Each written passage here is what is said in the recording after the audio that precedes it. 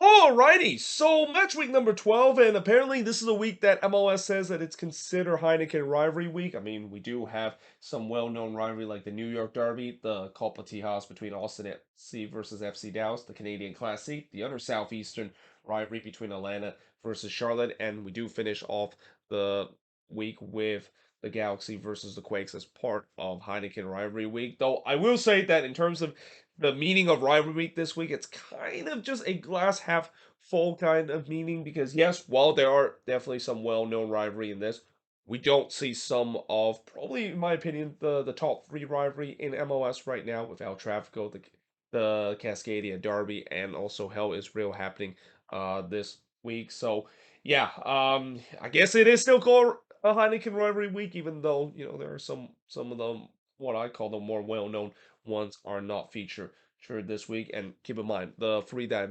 mentioned, I know they said that it is extended into May 20th, which it means that it's going to be part of the midweek action. And when you look at some of those midweek games, and yes, for the first time, we are actually going to get some midweek games that's going to be happening this season in a couple of days. Most of those games aren't really considered a rivalry. So I would say that, in terms of the true Heineken rivalry week, this match week is definitely considered that. But that being said, let us actually get into the first one. And the first one, I mean, depending on how you look at it, I guess it's a rivalry between the Chicago Fire versus St. Louis City. Now, there's no doubt that when St. Louis came into the league, there was a question of, well, who's going to be their main rival? I mean, some say it might be Chicago because the way that when you look at the other sports, especially in baseball, the Cardinals and the Cubs have a big rivalry. Even in hockey, the Blues and the Blackhawks have a big rivalry too. But in terms of MLS, I think the reason why a lot of people say Sporting KC would be that rival for St. Louis is mainly because they're in the same conference, and Chicago, of course, is not in the same conference as St. Louis. So, yeah, I mean, I guess you can maybe call that's the case, but some people will still say that it is a rivalry because in terms of the other sport, both St. Louis and Chicago always tends to have a rivalry. But what's kind of interesting about this game is that this is actually going to be a matinee game that is not going to be televised on Fox. Usually, when you see a matinee game like that, it's probably going to be televised on Fox, and apparently Apple TV decided that this game is so special enough where we're not going to even televise this one on Fox. We're just going to put this as our own game, which is going to be starting at 1 p.m. Eastern, 10 a.m. Pacific. Chicago 2-5-3, while St. Louis is 6-1-3. Now, I did say that this is the first ever meeting, which technically that's not true because we just saw this matchup a couple of days ago in the U.S. Open Cup with Chicago winning 2-1 against St. Louis City. But that was the U.S. Open Cup. I'm pretty sure both of these teams weren't really playing their full strength in that one. So it's going to be interesting to see now that they, of course, meet each other once again in league plays, kind of similar to what I'll talk about in the Canadian Classique between Montreal and Toronto, and how both of them just met each other a couple of days in the Canadian Championship. But in terms of the top assist leader, you got Brian Gutierrez with 4 assists, followed by Arnel Suke with 3 assists, Chris Mueller, Marlon Salesi, and Miguel Navarro, and a couple of players with 1 assist for the Fire to round up the top assist leader. For St. Louis, you got Edouard Leuven with 5 assists, Joel Klaus with 4 assists, Rasmus Alm with 3 assists, Jared Stroud, and Indiana Vasilev rounds off the top 5 with 2 assists for St. Louis City. So, yeah, interesting to see how this, of course, would turn out. I mean, again, I guarantee you that there will be multiple times that the word rivalry will throw into it because what more MLS than it is for a rivalry that is clearly not organic whatsoever, but they're just gonna manufacture it just because for the sake because of the fact that both cities are very geographically close, and they'll use the excuse that well, in the other sports we see that between two of these sports cities that's considered a rivalry. So why not make that in MLS too? Even though we don't know it exactly whether or not if this really truly is a rivalry, and whether or not if St. Louis really cares the fact that Chicago is actually their main rival. But that being said, moving on into the next one, one that is definitely kind of a rivalry between Atlanta United versus Charlotte FC. Both of these teams, of course, met earlier this season, and I know for sure when they met in the beginning of the season, there was multiple times that word rivalry was thrown into it. Especially, we still don't really have a name for this rivalry too. I mean, I know in the last time during the broadcast. There's been a couple of times that they throw some weird names in terms of what this rivalry is going to call. But nevertheless, Atlanta coming into this game with a 5-3-3 record, while Charlotte 3-3-5. This is going to be the first of 7 games that's happening at 7:30 p.m. Eastern, 4:30 p.m. Pacific. Now, in terms of the all-time meeting, 2-0-1 that Atlanta has, and they of course took the lead in terms of this rivalry with a 3-0 win earlier this season against Charlotte. But Charlotte did win 1-0 against Atlanta United before Atlanta United beat Charlotte in the first ever meeting between both of these teams. And it was a close one, too. I mean, Charlotte was on hand of making history in that one, getting their first ever point, only for them to lose and concede a goal in the very last minute in that one. And that was also a game in some way Charlotte did kind of make history because of them scoring their first ever goal in their franchise history. But yeah, this is going to be an interesting one. And again, I mean, I don't want to say this is kind of a desperation derby kind of game because technically Atlanta is still sitting in a really good position, and Charlotte, they did get a much needed win in the last game. At least they in the last 3 games they've been able to get wins and kind of stabilize the ship of just early on. It looked like it was a burning thing shift, but yeah, I would say that both of these teams, the desperation is going to show with way that Charlotte want to continue to climb up the table, and Atlanta United, they've been going through a bit of a funk in the last couple of games, and that this is definitely an opportunity to ride that ship for them to get all 3 points, and we'll see whether or not if that's the case. But moving on in the next one, we got the Columbus Crew versus Orlando City. So, to tell you how tight the Eastern Conference is, well, both of these teams are 4-2 and fourth, but I believe Columbus is currently in sixth position and Orlando City is down in ninth place. In fact, I think there's like a four-way tie right now between all the teams that is on 14 points. Like between third all the way down to I think 13th in the standings, it's only separated by 6 points. That's why I like the beginning part of the MLS season because this is usually where I talk about in the beginning of the MLS season, or in this case, well, we're not really in the beginning of the season, but more like over 1/3 of the way where the table is going to be very very logjam, and it's kind of the case in the East and also in the same case in the Western Conference where there could be a lot of movement by the end of this match week, and this is one of those games that we'll do between two teams with different records. So again, when you look at the optimism in terms of both of these teams, it's pretty different optimism between both fan base of how they see that their team goes with way they have played, despite the fact that they have identical record. For the all-time meeting, Orlando with a 9-3-6 record over Columbus, and the top assist leader. Believe it or not, Alexandre Matan leads the team with 4 assists. So you thought that maybe it was Lucas Arian leads the assist, but no, Matan just having an incredible season this year with Columbus with 4 assists, followed by Steven Moreira with 3 assists. Then you got Lucas Arian with 3 assists, Marlon Farsi with 2 assists, and Jason Russell Rowe also with 2 assists to round out the top 5.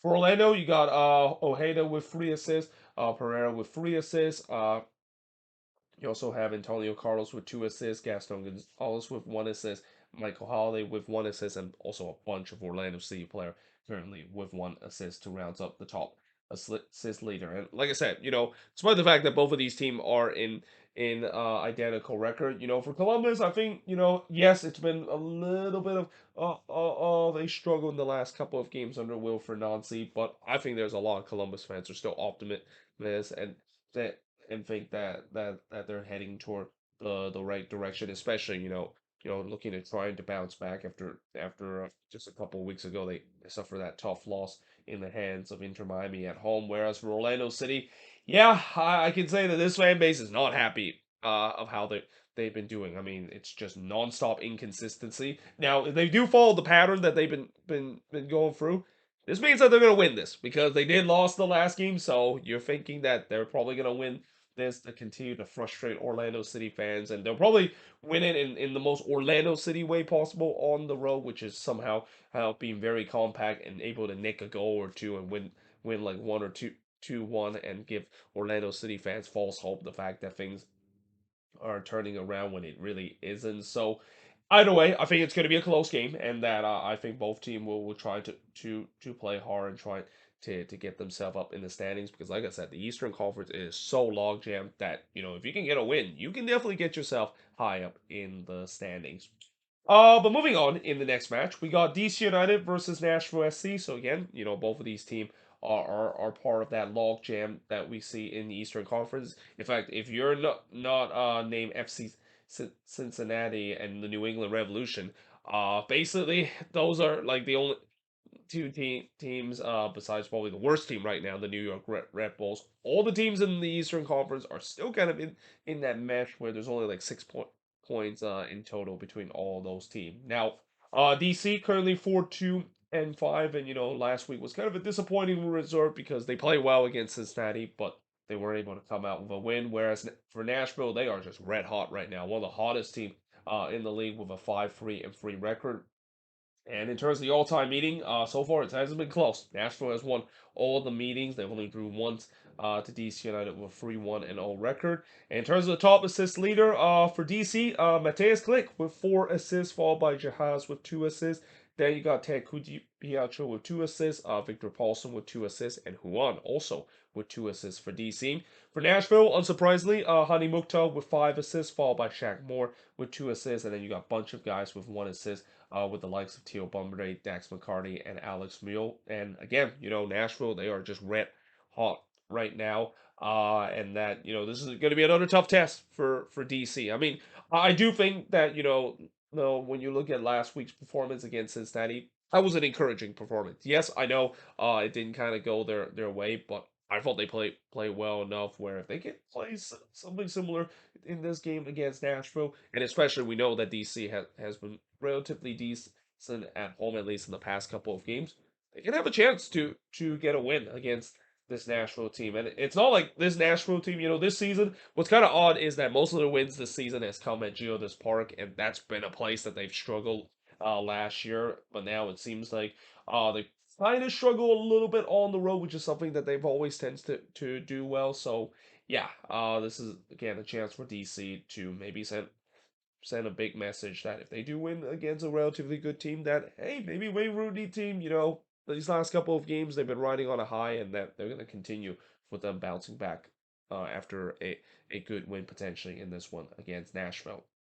But moving on in the next one, we got Inter Miami versus the New England Revolution. So for Miami, they've kind of started to turn around their season a little bit after getting back-to-back wins that follow a 6-game losing streak with a 4-0-6 record. But this is probably one of the toughest games that they are going to be playing this season because they're playing against a Revs team that, they're currently at the top of the Eastern Conference. And if there's one thing that Bruce Arena has done a really good job for this Revs team, is that they've been doing a good job in terms of beating teams that is below the red line, and Miami is that team. And it's not just at home that they've been doing well; they've also done well on the road too, with a 7-3-1 record. Now, in terms of the all-time meeting, 2 wins apiece for both of these teams.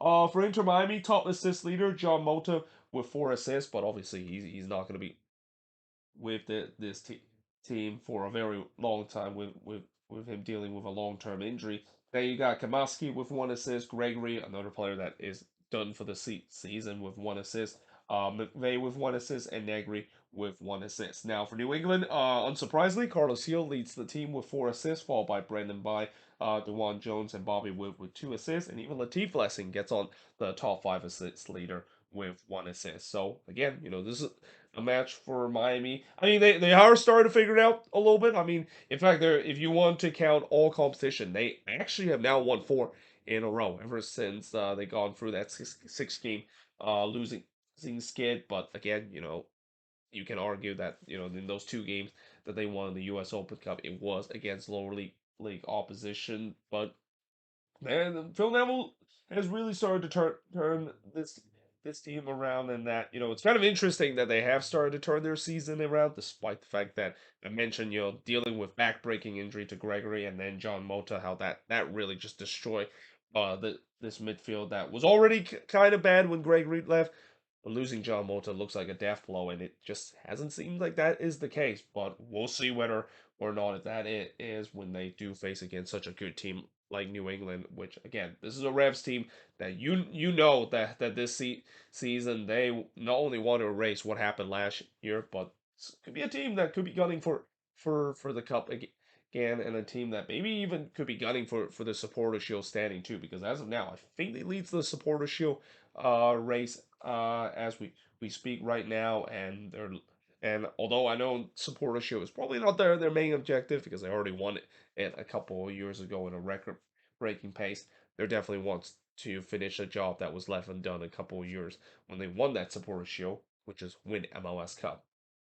Then we get to the next game, which is the Canadian Classique between Montreal and Toronto. And like the game between Chicago and St. Louis, both of these teams met each other during the middle of the week of a domestic cup competition. And yeah, let's just say that that game was ugly in terms of violence, both on and off the pitch. I mean, we heard about the fights that was in the stands, which is why Montreal has announced that they are not going to allow the away supporter section to be open to kind of stop that. Which I think that's the right decision because after the violence that happened in the middle of the week, you simply cannot not allow the away section open, and maybe having TFC away fans and the supporter group being there and cause more trouble because of it. But also, we also had the Mark Anthony situation where he definitely was not happy with his own supporter group, and then one of the capo of his own supporter group threw a microphone at him, and yeah, it was ugly scenes, and things were not looking good mostly for TFCs. Though they have a chance to make amends of it as they play another Canadian Classique. This time it's going to be in Montreal and at Stade Saputo. Montreal with a 4-0-6 record. Speaking of a team that started to turn their season around, it's safe to say that Montreal has turned their season around. I mean, remember a couple of weeks I said that this team looked like they're done and they're looking to rebuild. Yeah, so much for that. I mean, they only rattle off 3 straight wins to now get themselves back into the playoff race. Whereas for TFC, looked like they were having some hope that they were back in the playoff race. And then last week loss definitely dampers it with a 2-6-3 record. All-time meeting in the Canadian Classic, it is still very tight, with TFC just edging out with a 21-8-20 record. Now, the last 5 head-to-head of the Canadian Classic, the last Canadian Classic was crazy. I mean, it was a 4-3 win in favor of Montreal, followed by a 1-0 Montreal win. Then it was a 1-1 draw between both of these teams. Then Montreal win 3-1 against Toronto, and then Montreal did win 4-2 against TFC. And yeah, TFC, they've been having trouble beating Montreal lately in the Canadian Classic, and that include cup competition too. So yeah, with the way that Montreal has been kind of red hot and TFC hasn't really quite do so, you would say that this might be another Canadian Classic where Montreal would win and continue that dominance that they have over Toronto in the recent Canadian Classic. But you never know. Again, in a game like this, TFC wants to get something out of this game, and we'll see whether or not if they can do so. But now moving on, we go to the New York Derby between the New York Red Bulls versus NYCFC. Now, what's kind of weird about this New York Derby is the fact that you have one team that is just rock bottom right now in the Eastern Conference, and that they're gonna have their new interim head coach coaching for the very first time against an NYCFC team that just simply cannot win on the road. And this game, they are going to be going on the road and also technically at home because they do play games at Red Bull Arena last season too, and it was definitely not a great experience for them losing a lot of those games at Red Bull Arena. With a 4-3-4 record. Now, in terms of the all-time meeting, 13-3-8 still in favor of the Red Bulls, and the last 5 head-to-head matchup, it's been kind of even. I mean, there's been wins for both sides. You got NYCFC winning the last one before winning another one on the road at Red Bull Arena. But prior to that, the Red Bulls did win 1-0 against NYCFC, and then they go on the road and win 1-0 against NYCFC before it was a 1-1 draw between both of these teams. So again, it's hard to predict in terms of how this score is going to do, and I really think that this is kind of that kind of cliche of saying it's basically the immovable object versus the immovable force or something like that. That kind of feels like that's what this is. It's like, there's the narrative of the fact that the Red Bulls simply cannot win against a NYCFC team that just simply cannot perform on the road. So I guess it's only fitting that this game could end in a 0-0 draw between both of these teams. I don't know. We'll see how this is going to be. I mean, I will say that it is going to be tight because from what we've seen in the last couple of New York Derby, there hasn't been a lot of goal scoring that has happened in this one, and I expect that to be the same case too, especially with the way that despite how bad the Red Bulls has been this season, they've at least have been a good defensive team. To a point where really the only reason why they're bad is because they can't score. Which again, that sounds like a very similar problem of a certain Western Conference team that we've seen so far for this season also have that is near the bottom of the standings. But moving on, in the next one, we got the Copa Tejas between Austin versus FC Dallas. Now, I believe this is going to be the first Copa Tejas that is going to count because I think the last Copa Tejas and the Texas Derby between Dallas and Houston, I think they said it didn't count because of the fact that these teams doesn't actually play even number of Copa Tejas or something like that. But I think this one is going to actually count in the standings. Now, Austin, of course, they're still searching for their first win since beating RSL back in April with a 2-4-4 record, while Dallas 4-3-3. And this is going to be the first of three games that's going to be kicking off at 8:30 p.m. Eastern, 5:30 p.m. Pacific. In terms of the all-time meeting, 3-2-1 in favor of FC Dallas, and in the last five head-to-head matchup, Austin did finally beat Dallas for the first time with a 2-1 win. But little that with both of these teams drawing 1-1 in the Copa Tias, but that was a big win for Austin because that was the result for them to clinch their first ever Copa Tias. Then it was a 2-2 draw between both of these teams, a 2-1 win that Dallas had against Austin. And then Dallas absolutely throttled Austin. Well, I wouldn't say throttle, but it was just one of the most exciting Copa Tias that we've seen in recent years with Dallas winning 5-3 against Austin FC. So, yeah, I wonder whether or not we're going to see something similar to that. Spoiler, probably not. I mean, unless this is going to be a game where it could be like open, which Austin, we know that they sometimes tend to play an open game, especially from what we saw last season. Maybe it could be a high scoring affair, but one thing for sure is that in terms of this Copa Tias, I know this means a lot for both of these teams, but if there is a team that really wants to win a Copa Tias, especially to try to get their season back on track, it's got to be Austin. I mean, again, I will say that Austin, when you look at the last couple of games, there are some encouragement that they've been playing a lot better, though. Again, on the defensive front, I can't really say a lot about that. I mean, the attack I think is started to become a little bit better, but now let's see whether or not if they can put that together against the Dallas team. That unsurprisingly, like what we see with previous Dallas team, they have struggled on the road, and we'll see whether or not and if that continue in this game against Austin. With that being said, I'm now going to switch sports and look at the last six games to finish off match week number 12, aka Heineken Rivalry Week.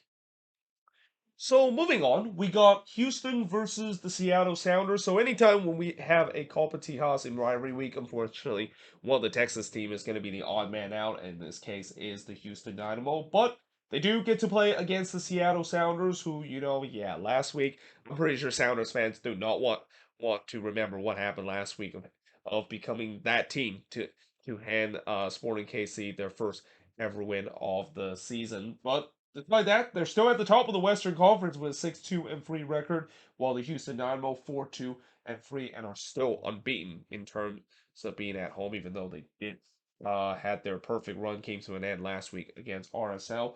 Uh, in terms of the all-time meeting, Seattle still has the favorite. In fact, this is a matchup that the Sounders have at least been very good whenever they play against the Dynamo with a 15-7-6 record.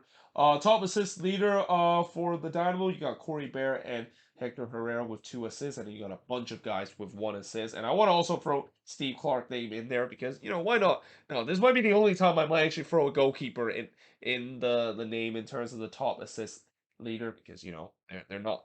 You usually don't rarely see goalkeepers being on the assist leader or even on the goal scoring chart too. But him alongside with Coco Kirskia and Griffin Dorsey and a bunch of Dynamo player with 1 assist. For Seattle, Leo Chu and Nico Ladero ties with 5 assists, followed by Alex Rodon with 3 assists. And then again, there's a bunch of guys with 1 assist for the Sounders. You got João Paulo and Freddie Montero as 2 of those players with 1 assist for the Seattle Sounders. So yeah, this is an interesting one because of the way that, the Dynamo has been so good at home this season, but this is probably the toughest challenge against the Sounders team that they definitely wants to bounce back after what happened last week. I mean, that was a very unexpected resort in their standpoint, and that I know they are facing against a Dynamo team that is just almost impossible to beat. In fact, nobody hasn't been able to beat the Dynamo and able to walk out of that stadium with 3 points. But if there's one team that could potentially be the first one, it could be the Seattle Sounders, and we'll see whether if that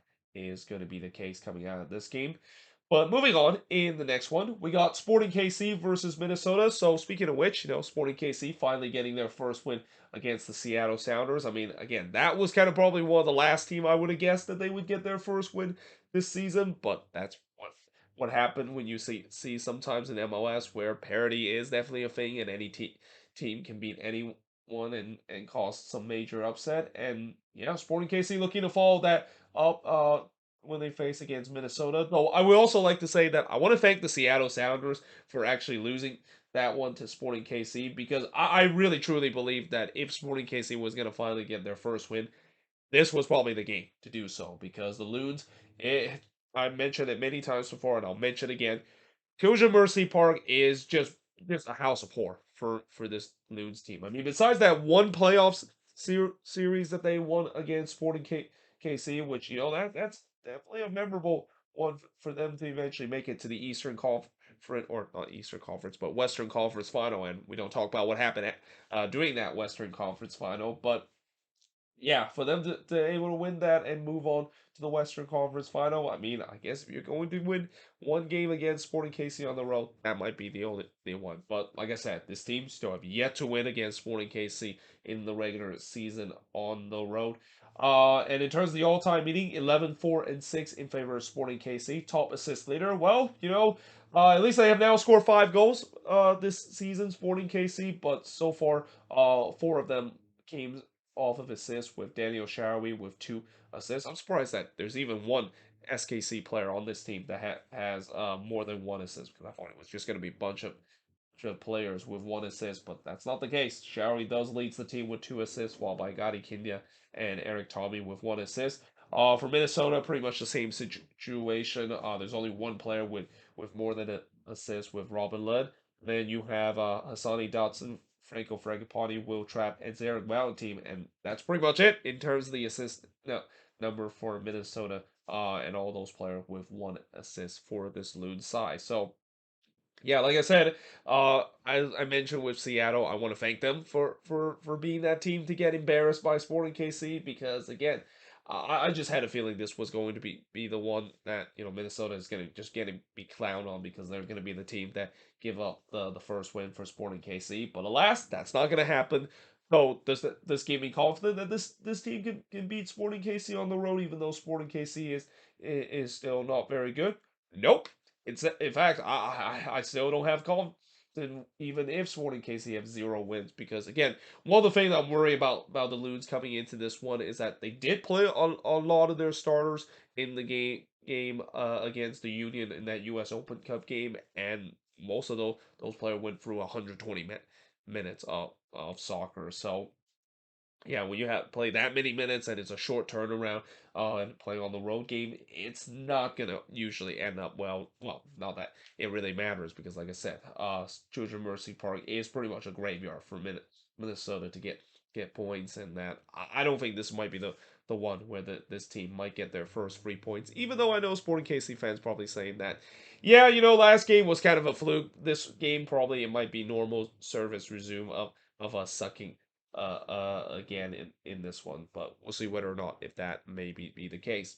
But moving on, in the next one, we got the Colorado Rapids versus the Philadelphia Union, and again for the Union, I mean it's been tough to be a Union fan, because as much as I know they have had a lot of success, they simply have not been able to come out in the clutch with the way that they lost in that PK shove, despite fighting very hard in the U.S. Open Cup. And then of course we saw what happened last year in MLS Cup, and then even earlier a couple of weeks ago, losing that semifinal game and losing the rematch in MLS uh, Cup in CCLs. But they are back in the league play in this one, and they're facing against a Colorado Rapids team that, yeah, the Rapids does not want to remember what happened last time they faced against the Union. They were part of that affair where the Union just went on an absolute tear with blowing teams up left and right, and Colorado was kind of one of the latest victim with them losing 6-0 against the Union.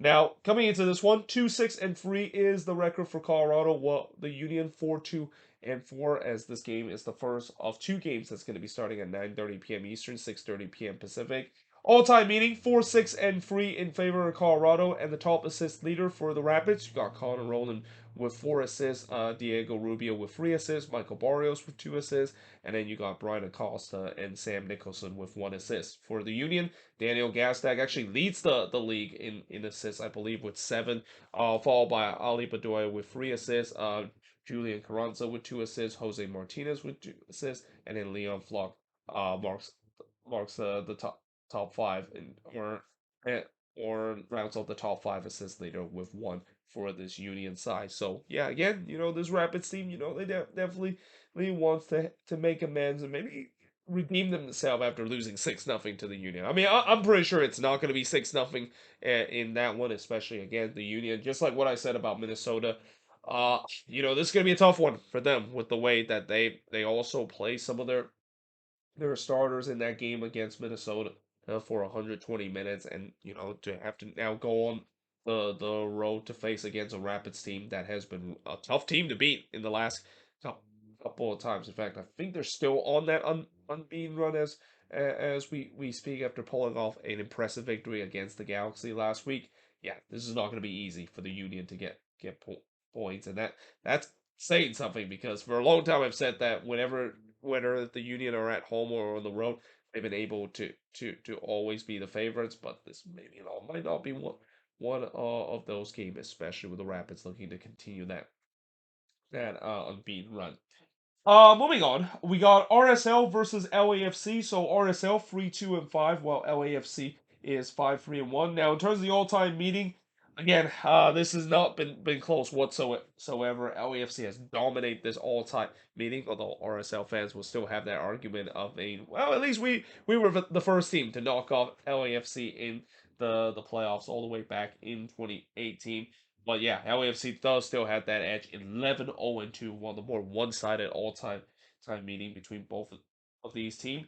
Now, in terms of the top assist leader, you got Andres Gomez with 3 assists, Jefferson Savarino with 3 assists, Ryan Oviedo with 2 assists, Andrew Brody with 1 assist, and Michael Chen with 1 assist. For LAFC, unsurprisingly, you got Carlos Vela with 4 assists, followed by Denise Bawanga, Jose Cifuentes with 2 assists, and then you have Steph Buke and Palencia with 1 assist. And last time I checked, that's actually the assist chart for LAFC. So it's kind of interesting that they haven't had a lot of players that has end up on the assist chart. But nevertheless, this is a game that it's also important to note that, in that game when LAFC play against Monterey Bay and that one went the distance, LAFC didn't put any of their starters in that one. In fact, all the players that they play were either LAFC 2 players or players that are kind of near the bottom part of the roster, or guys that are young guys for this LAFC team. So I think this LAFC team is going to be relatively fresh, and again, this is not like what we see with Minnesota and the Union, where they kind of play an A/B kind of team in the U.S. Open Cup. And yeah, I'm pretty sure this LAFC team will be fresh, and that they're looking to try to bounce back. After last week they suffered their first loss in the hands of the San Jose Earthquakes. They definitely wants to bounce back, and a good way to do so is against a team that they always tend to beat. That, of course, is RSL, whether at home or on the road. Now, moving on in the next one, we got the forgotten Cascadia Derby. So we don't get the Cascadia Derby between the Portland Timbers and the Seattle Sounders, but we do get the forgotten Cascadia Derby. And I'm sorry, Vancouver, but anytime when they play against Portland or Seattle, I have to mention the forgotten Cascadia Derby because that's what happened when they're basically are kind of the third wheel of a derby, which is always, which is why I feel like if Vancouver is in a rivalry, they might as well just play the Quakes because both of those teams are now kind of becoming the third wheel in terms of a derby. Then we can maybe have it like a third wheel derby, but that's not what this is going to be because they're going to be playing against the Timbers in this forgotten Cascadia derby. 3-3-5 is the Timbers record, while the Whitecaps 3-5-2, and in terms of all-time meetings, 16-8-10 in favor of the Timbers. Now, in terms of the top assist leader, you got Santiago Moreno with 4 assists, followed by Evander with 2 assists. Then you got Mosquera with 2 assists, Eric Williamson with 2 assists, and Aspria with 1 assist to round up the top 5. For Vancouver, you got Julian Gresso with 4 assists, Javane Brown with 2 assists, Ahmad Ahmed with 1 assist, Simon Betcher with 1 assist, and Andre Kubas to round up the top 5 with 1 assist. So yeah, again, this is a game that I think could be interesting because Vancouver, believe it or not, they're on a very long unbeaten run. In fact, I think they're now currently on the longest unbeaten run in MLS in 8 games. It's been a long time since this Whitecaps team have lost a game. So yeah, for any Sartini team, you can see that they're definitely riding on a high, but we'll see whether or not if that continue against this Timber side that it's also kind of started to turn their season around again. Newsflash, it shouldn't be a big surprise that they have turned their season around after getting that big Cascadia Derby victory against the Seattle Sounders just a couple of weeks ago. But now moving on into the last game of this rivalry week action, and the only Sunday game from this match week is the Cali Clasico between the LA Galaxy versus the San Jose Earthquakes. So for the Quakes, I feel like this is definitely a big game for them in a way where after that big win against the other LA team, can they able to beat the other LA team, but this time on the road? Because one thing about the Quakes is that they're in a stretch where they're actually playing the LA team three times, with them already playing LAFC and now playing the Galaxy, but then they have to play LAFC again in the following week. But nevertheless, it's been a great season for the Quakes. 5-3-3 is their record, while the Galaxy, it could be the total opposite with a 1-3-6 record. And I also think that as much as I said that this is a big game for the Quakes, especially if there is a chance for them to win on the road, this has got to be the game to do so. Especially they have had some success against the Galaxy on the road, but it's a big game for the Galaxy too in the way of Greg Vanney too. I mean, would you say that maybe this might be the game that he's kind of playing for his job? Because with the way that we already saw the two head coaches getting fired, one of them of course got mutually consented, and one of them of course get fired. But let's just say that two of them of course was let go by their respective team. That yeah, Greg Vanney might be the one that could be the one that could let go, and that if the Galaxy just get absolutely blown out by the Quakes, I wouldn't be surprised Greg Vanney could be losing his job before we even get into midweek action that the Galaxy has. But the Galaxy, of course, as it said, 1-3-6 right now. They are in just terrible form so far. This game 9:30 p.m. Eastern, 6:30 p.m. Pacific, and it's going to be on FS1. All-time meeting, the Galaxy still leads the Cali Classico in terms of the all-time meeting with a 41-17-33 over the Quakes. And the last 5 head-to-head matchup, well, the road team has been pretty dominant in the last three head-to-head matchup. The Galaxy winning 3-2 on the road before the Quakes were able to win 3-2 on the road, and then the Quakes were able to win 2-1 on the road against the Galaxy before the Galaxy won 3-1 against the Quakes. So I shouldn't even say the last 3. The last 4 head-to-head matchup has been won by road team.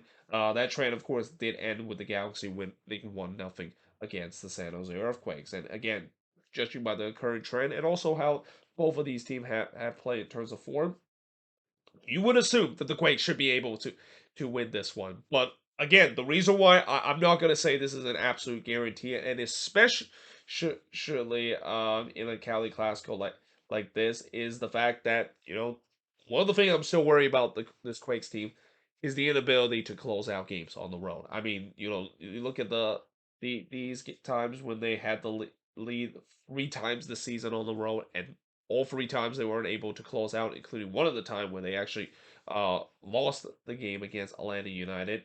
Yeah, that's going to be something that I would be looking in this one, where if the Quakes does get a lead in this one, can they of course close it out? Because while they have showed that ability to do it at home, I haven't seen a lot of that on the road, and that's got to be something that this team's got to do because I think if they are going to be a team that I know that there are some that have said that this team maybe is for real because of the win that they had against LAFC, but my argument will still be like, what about the roll form? Like the roll form is going to be something that they have to improve, and that again these kind of resort where they drop points because of giving up late goals, they got to stop doing that on the road, and we'll see whether or not if this could be the do so, and maybe even be the final death sentence for Greg Vanny and his job for the Galaxy, because I can't imagine how the front office might not let go of Greg Vanny if this turns out to be an embarrassing resort, because again this team is only have one win, and it has not looked like things are going to improve if the Quakes do put a bit of a beating on the Galaxy. And also this would be the first time that of course happened, because I think Guillermo Barros-Schelotto also lost his job for the Galaxy right after when the Quakes put a beating on the Galaxy, and that this seems like it could be the same situation if Greg Vanny do not win this Cali Clasico. Well, I wouldn't say do not win, but lose this Cali Clasico in an embarrassing fashion. But there you have it. That is pretty much it in terms of the review of all of these games that's happening in match week number 12 and these Heineken rivalry week games. Let me know in the comments below, what do you think of these games? And as always, let me know in the comments your prediction for all of these games. And yeah, hope you guys enjoyed this video. If you do, make sure you guys like, smash the subscribe button. And yeah, I of course will see you guys next time.